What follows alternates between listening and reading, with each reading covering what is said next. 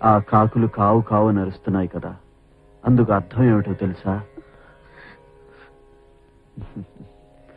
మేడలు మిథ్యలు, భోగాలు భాగ్యాలు, ఈ బంధాలు శాశ్వతం కావు కావు కావు.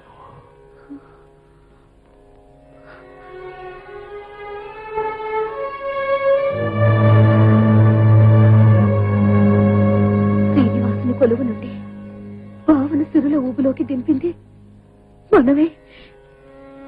అవును, ఈ గందరగోళాలు పోయి బావ మళ్ళీ గానర్షి కావాలంటే ఏం చేయాలి?